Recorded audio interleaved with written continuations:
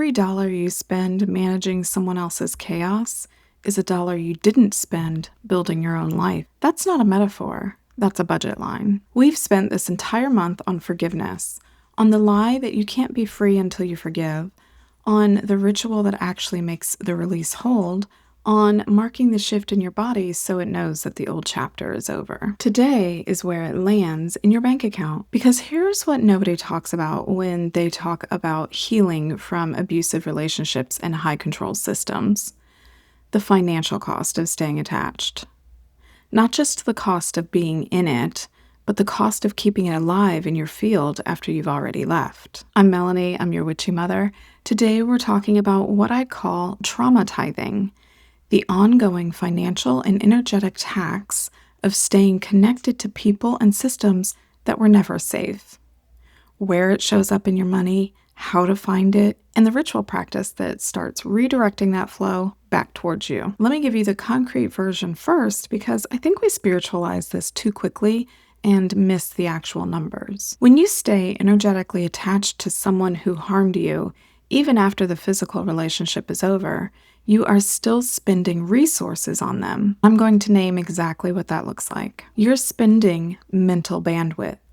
Every hour of rumination, every loop of replaying what happened, every mental rehearsal of what you wish you had said, that's cognitive capacity that isn't going towards your work, your creativity, your clients, your children, your actual life.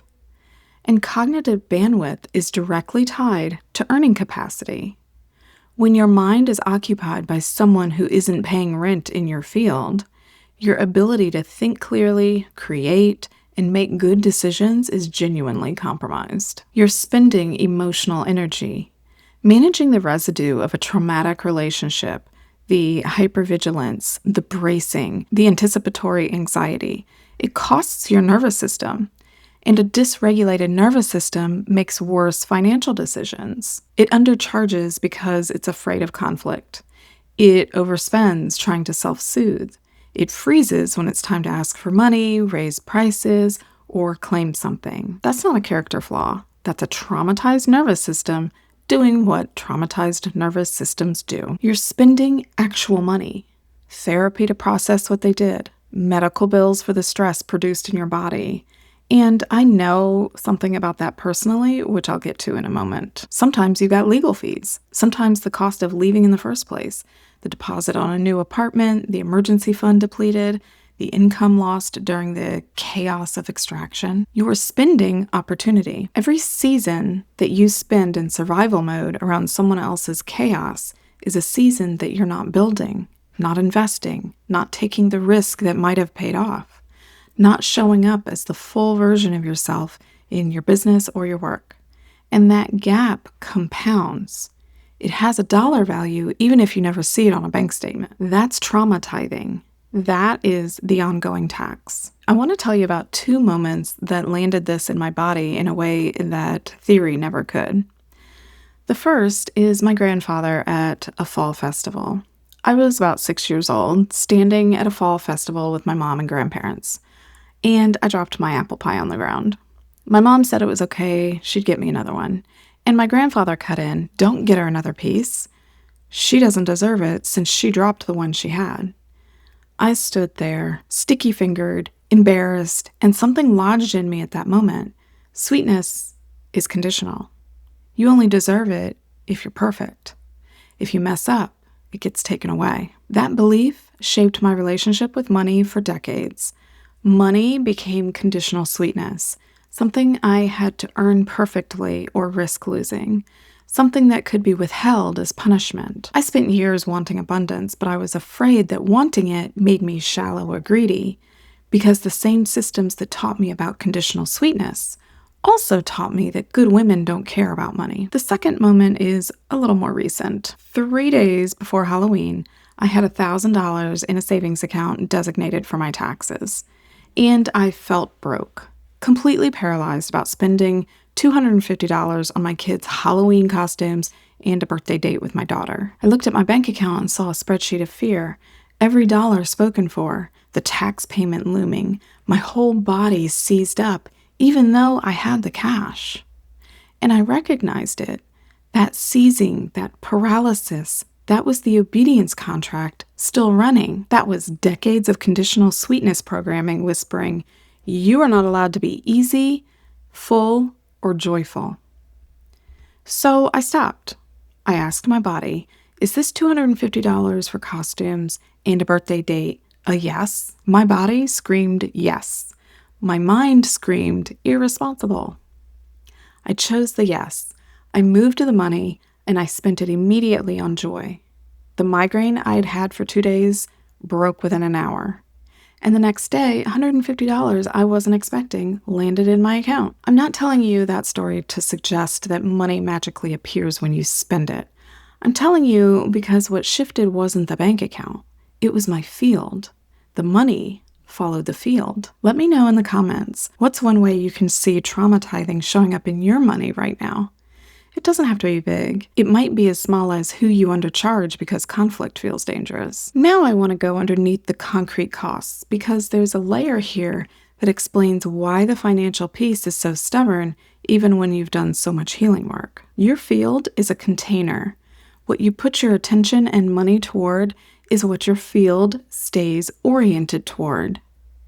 And a field that's oriented toward someone who harmed you, even unconsciously, even in the way your nervous system still braces around their memory, is a field that's organized around scarcity, fear, and survival. Money does not flow easily into a field organized around survival. It can't. Survival mode is a closed system. It's designed to conserve, not to receive. When your nervous system is running old threat responses, it interprets abundance as unsafe. It pushes money away through undercharging, overgiving, poor decisions made from fear, or just the quiet inability to hold what comes in. This is what I mean when I say some people don't deserve access to your field, even energetically. It's not just about the emotional cost. It's about the economic cost. Every person who's still running in your field is taking up space that could be receiving. Ending their tenancy, which is what this whole month has been about, is not just emotional hygiene, it's financial hygiene. When you clear your field, you change what it can hold. Here's a practice I want you to try before you go to sleep tonight. Get a piece of paper and answer 3 questions. Question 1. Who am I still spending mental or emotional energy on that I've already decided is over? Not who I'm angry at necessarily, who occupies space in my head without contributing anything to my life. Question 2. What financial decisions have I made in the last 6 months from fear rather than clarity? Undercharging, overgiving, avoiding a conversation about money because it felt dangerous? Any of it counts. Question 3. What would I do differently in my business or my financial life if I genuinely believed I was safe to receive? That third question is the one that matters most, because the gap between what you're currently doing and what you'd do if you felt safe, that gap is the trauma tithe. That's what the attachment is costing you. Write it down and look at it.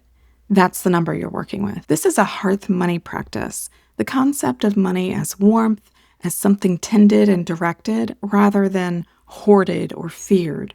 You're going to redirect the energy you've been giving away. Get the paper with your answers and take a green candle. Green is for abundance, for growth, for the energy that's been locked in that tithe starting to move. And take something that represents what you want the redirected energy to become. That could be a written number, a price you've been afraid to charge, an income goal, a specific amount. It could be a physical object. It could just be a word. Light the green candle and then hold your hands over the paper and say, I have been tithing this to fear. I redirect it now. And then burn the paper. You're releasing the tithe, not the people, not the history, just the ongoing cost. Place whatever represents the redirect in front of the candle while it burns and say, this is where the energy goes now, and let the candle burn down. This is not a spell for making money appear. It's a ritual for changing what your field is oriented toward. The money follows the orientation. That's how it works. That's how it's always worked. I want to close this month by naming what we've actually done. In week 1, we named the lie. Forced forgiveness is performance. Some people don't deserve access to your field. Week 2, we did the clearing. Severance, clearing, sealing. The ritual that actually holds. Week 3, we marked it visibly.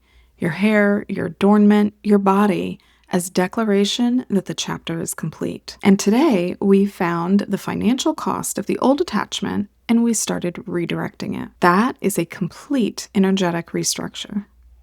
Your field is different than it was at the beginning of this month. Maybe dramatically, maybe subtly. Either way, something moved. Sovereignty isn't a destination, it's a practice, and you've been practicing it. Before I let you go, I'm doing a live workshop called The Witch in the Pew on May 9th. It's $7, and it's for the woman who left a high-control religious system and is still figuring out what her spiritual life looks like now. We have these monthly, and the link is in the description below. And if you want to keep these practices in your hands, get my free Sinner's Grimoire in the description below.